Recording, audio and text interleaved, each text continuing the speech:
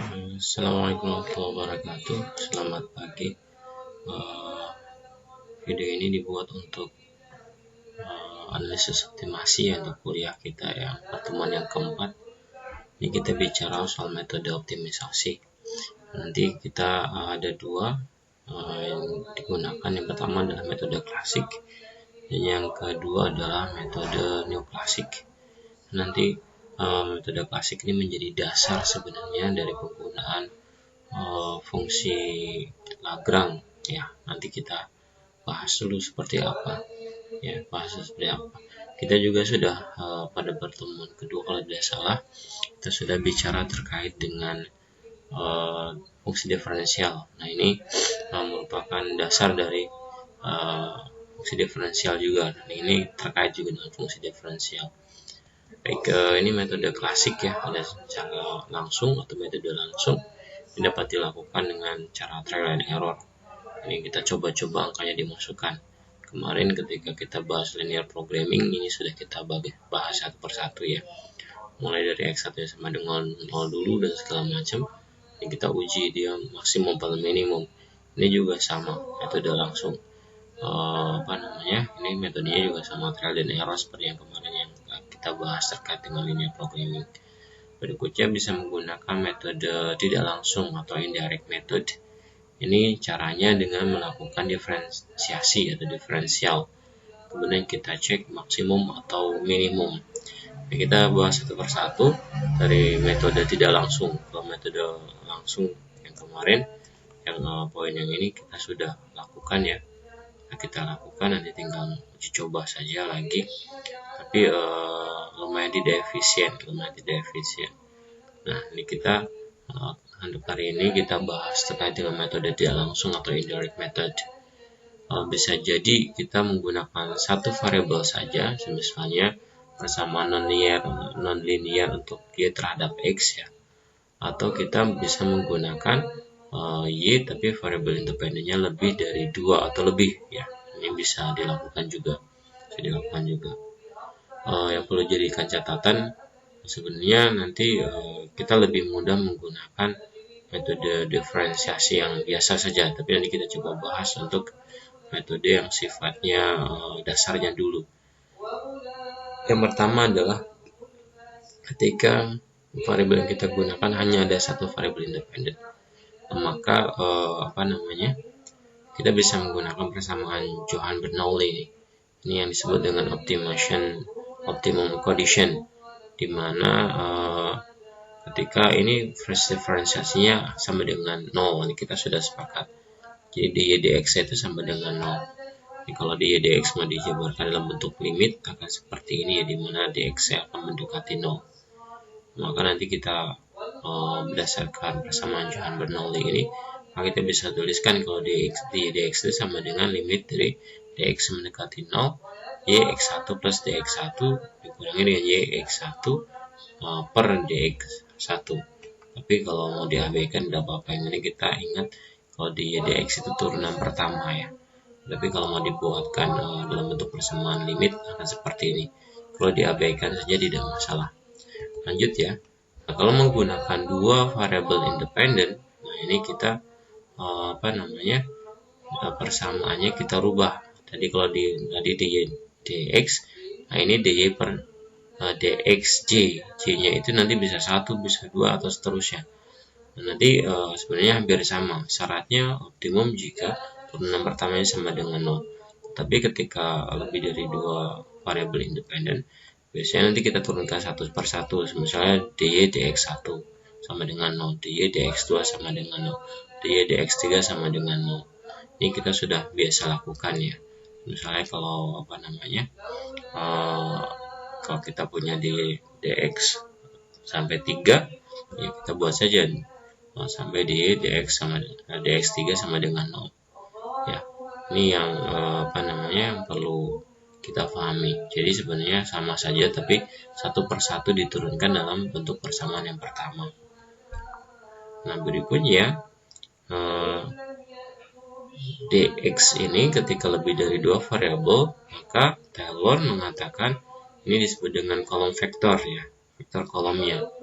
maka dx bisa jadi sama dengan ada ini sampai dxn ya. Ini merupakan untuk vektor dx1, dx2, dxn dan seterusnya. Ya. Nah, berikutnya turunannya antara ini y sama y kurung x plus dx dan yx ini sama dengan dy, dimana nanti dy-nya sama dengan y x plus dx kurangnya dengan yx. Nah, ketika lebih dari dua variabel, maka dy-nya akan menjadi seperti ini. dy per dx1 kali dx1, dy per dxn kali dengan dxn, bla bla bla. Kalau ada x2 berarti di sini dy per dx2 kalikan dengan dx2 dan seterusnya. Tapi di sini nanti ada angka tertentu 0 kalikan dengan dx kuadrat. Ya. Oke, ini menurut Taylor ya. Ini akan sedikit pusing karena memang ini kita cara menggunakan ini. Nah, sehingga nanti persamaan Taylor akan seperti ini. Ketika turunan atau fungsi a plus x ini kita turunkan, maka akan menjadi f atau fungsi dari a plus x turunan pertama dari a ditambah dengan x kuadrat per 2i turunan kedua dari a, tambah lagi sampai ketika angka n, berarti xn per n kali i fungsi n terhadap a. Nah, kalau kita cermati berarti ketika turunan pertama ini kita hanya x saja. Nah, ketika turunan kedua ini maka x kuadrat berikutnya di sini ada 2 kali i. Ya. Turunan ke n berarti nanti jadi xn per n kali i. Jadi kalau turunan keempat berarti x pangkat 4 dibagi dengan 4 kali i dari fungsi turunan keempat terhadap a. Ini untuk teorema Taylor ya. Kalau Maclaurin diasumsikan x sama dengan 0. Kalau kita tinggal masukkan ini 0 ya, x ya. Yang pertama dari permutasi 1. Ini juga diganti turunan pertama dari 0. Yang kedua permutasi 2 ya. Nanti ini turunan kedua dari 0 dan seterusnya. Ini teorema Maclaurin ya. Oke, nanti lebih mudah ketika kita coba dengan soal ya. Nah, jika kalau ada persamaan seperti ini, fx sama dengan c0 plus c1 x kurang dari a, c2 dan seterusnya bla bla bla, kalian bisa baca sendiri. Maka teorema satunya ketika turunan pertama, maka jadinya ini hilangkan c0 nya, jadi tinggal sisa c1 tambah dengan 2c2 itu 2 pindah ke sini x min a ya. Berikutnya kalau ada 3 maka 3 pindah ke sini 3c3 x min a, ini 3 kurangi 1 jadi 2 dan seterusnya.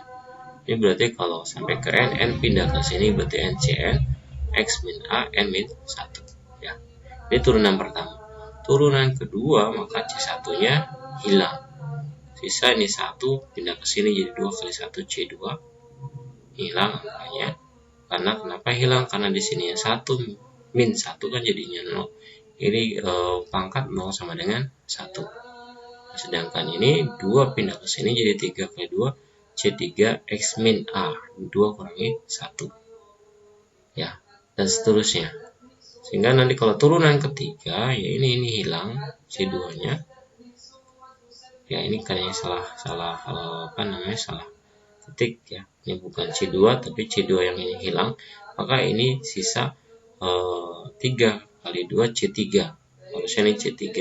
Kenapa ini 1 pindah ke sini dan x min a 1 kurangi 1 0, ini jadi 1 sisanya 3 kali 2 kali C3, ini harusnya C3 nih ya.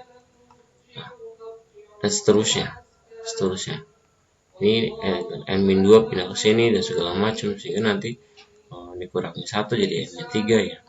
Ini seperti itu, ini tinggal diteruskan saja sehingga nanti sama dengan 3 kali 2 ini adalah permutasi dia satunya kan beda sini, 3 kali 2 kali 1, jadi permutasi 3 C3 dan seterusnya.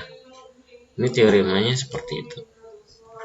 Nah, secara umum nanti kita tinggal masukkan saja, misalnya ini mau turunan keberapa dari X, maka rumusnya seperti ini. Ya, rumusnya seperti ini. Ini didapatkan dari sini nih. Ya, dapatkan dari sini. Jadi kalau mau keturunan ketiga, kita ganti kan M-1 nih. Turunan ketiga kurangi 1, nah, segala macam. Ya. Jadi bergantung. Ini permutasi, mau berapa permutasi bergantung turunannya.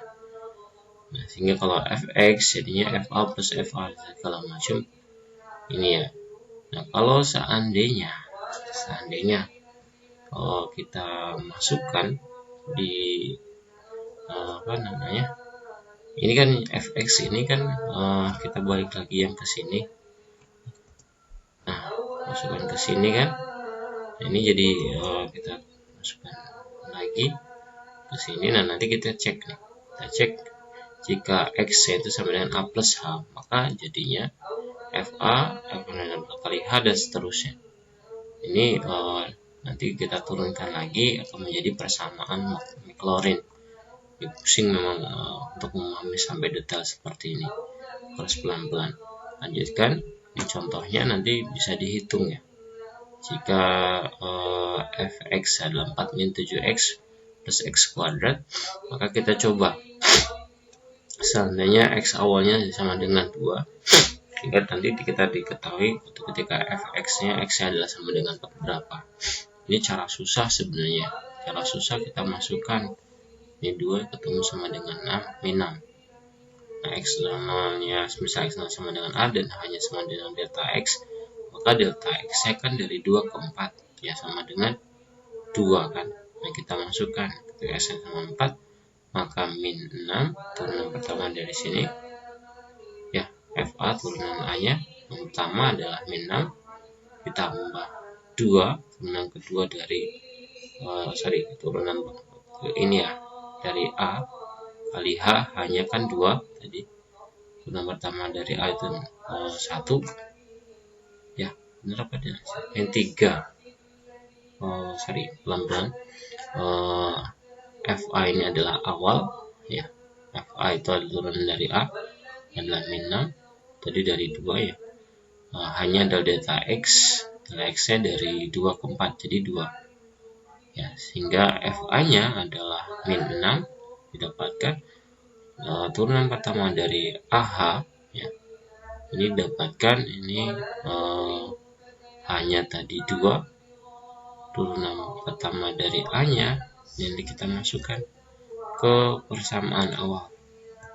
Persamaan awal turunan pertamanya jadi 7 plus min 7 plus 2x ya.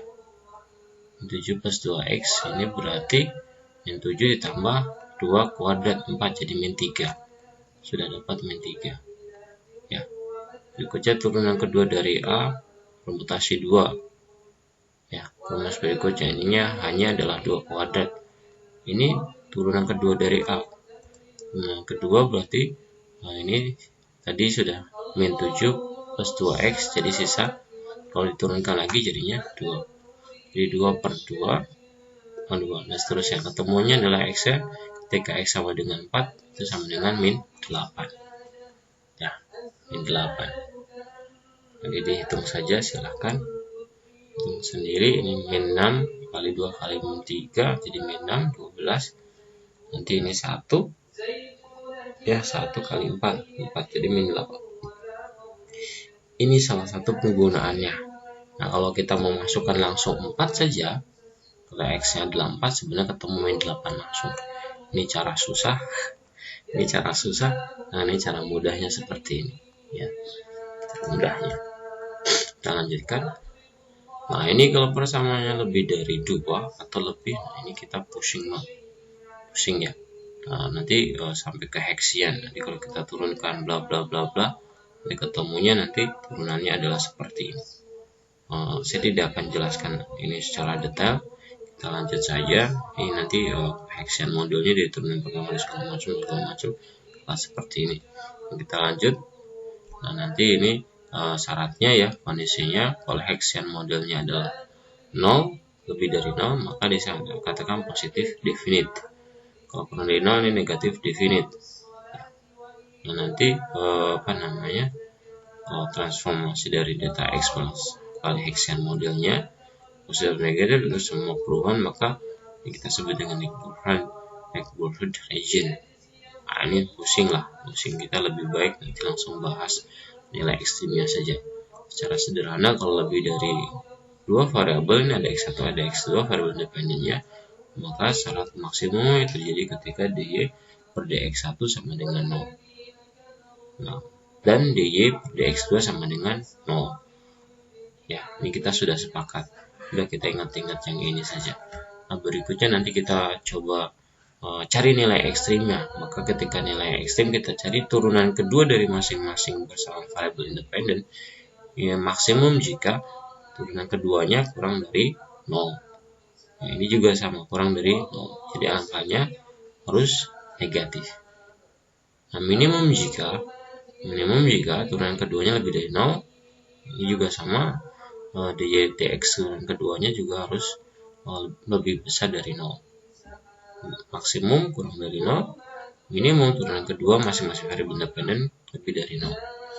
Artinya ini negatif, ini positif angkanya. Gitu ya, dibalik. Kalau kurvanya berarti nilai maksimum itu bentukannya seperti huruf U, turun ke bawah ya. Kalau positif ini U terbalik. Nilai tertingginya ada di nilai positif. Kita lanjutkan. Nah, ini yang penting. Nah, kita sudah bahas terkait dengan fungsi diferensial. Maka ini digunakan lagi untuk optimasi bersyarat. Kemarin juga di linear programming juga sudah dibahas optimasi bersyarat dengan syarat tertentu. Nah, ini bisa menggunakan dua. Yang pertama adalah metode substitusi langsung, dan yang kedua metode Lagrange multiplier. Biasanya kita sering menggunakan Lagrange ya, dengan fungsi kedalaman tertentu. Kita lanjutkan. Ini metode substitusi langsung ya. Ini kita masukkan constraint-nya, substitusikan ke fungsi tujuan. Misalnya kita punya fungsi tujuan fx sama dengan 4x1 kuadrat plus 5x kuadrat, ini fungsi tujuannya. Terus constraint-nya 2x1 plus 3x2 sama dengan 6. Dan ini kita bisa langsung masukkan saja. Ya, masukkan ke persamaan fungsi tujuan. Ini metode langsung. Oke. Nah, tetapi kan permasalahannya nanti kalau banyak ya agak repot. Menurunkan hanya ke 2x1, jadi ke persamaan x1 sama dengan itu mudah, tinggal 3 dipindah ke sini ya, 3x2. Jadinya nanti x1 sama dengan 6 min 3x2 dibagi dengan 2. Nanti x1-nya kita ganti. Nanti ketemu nilai x2 nya sama dengan berapa. Jadi metode langsung. Nah, tapi yang sering kita gunakan ada metode Lagrange atau Lagrange multiplier metode ya. Ini contohnya kita punya fungsi tujuan z sama dengan fungsi dari x dan y. Jadi variabelnya ada x ada y. Dengan syaratnya adalah fungsi u sama dengan g, xy juga. Nah, nanti fungsi Lagrange-nya akan seperti ini. fxy plus Lagrange dari fungsi gxy-nya. Ya. Nah, maka nilai ekstrimnya nanti kita cari satu persatu. Kita turunkan satu persatu. Yang pertama adalah turunan dari fungsi x. Sehingga nanti fx kali gx ya. Ini fungsi turunan pertama dari x dari fungsi tujuannya, tambah dengan ini lambda dari turunan pertama dari fungsi constraint-nya. Ini harus sama dengan 0. Berikutnya kita turunkan terhadap y. Ya. Ini nanti ini juga sama dengan 0. Nah, dan nanti contohnya seperti ini. Nanti silahkan kalian kerjakan, ini tugasnya. Dikumpulkan nanti kalau ada pertanyaan silahkan nanti via grup saja, Jadi nanti kalian menemukan jawaban yang memuaskan. Ini yang bisa saya sampaikan, ada tiga latihan ya. Ini yang pertama menggunakan rumus yang ini ya, ini contoh yang ini. Terus yang kedua kita gunakan fungsi Lagrange ya. Fungsi Lagrange berarti nanti ini plus lambda dari ini, kita 4-nya pindahkan ke sini dalam kurung 2x plus 2y min 4, jadi lambda dalam kurung gitu ya. Nah, nanti turunkan satu persatu terhadap x, terhadap y, terhadap lambda, jangan lupa. Nanti tinggal disubstitusikan saja ya, tinggal disubstitusikan ketika sudah fungsi syaratnya kan harus sama dengan 0, syarat maksimumnya. Maka ini harus sama dengan 0 semua, turunan pertama dari x dan y-nya. Jadi nanti kita turunkan pertama misalnya ya, jadi 25 min x kuadrat min y kuadrat plus lambda kali dengan 2x plus 2y min 4. Maka turunan pertama dari x-nya adalah di 25 kan 0 ya, min x kuadrat, berarti ini pindah ke sini berarti min 2x ya, min 2x ini hilang karena tidak ada x-nya, jadinya nanti berikutnya plus 2 lambda ya, y juga sama nanti, berarti nanti sisanya min 2 ini ya, kalau misal turunan terhadap y min 2y saja plus 2 lambda. Ini juga sama dengan 0. Nanti ketemu lambda sama dengan lambda kan, nanti tinggal di substitusi sehingga ketemu lambdanya berapa, baru turunkan terhadap lambda. Nah, ini juga sama nih, persamaan yang ketiga. Persamaan yang ketiga nanti juga caranya hampir sama. Nah, silahkan dikerjakan, nanti dikumpulkan sekitar jam 1 sampai jam 3 sore ya. Ini sengaja nanti saya upload lebih awal. Terima kasih banyak, selamat pagi, assalamualaikum warahmatullahi wabarakatuh.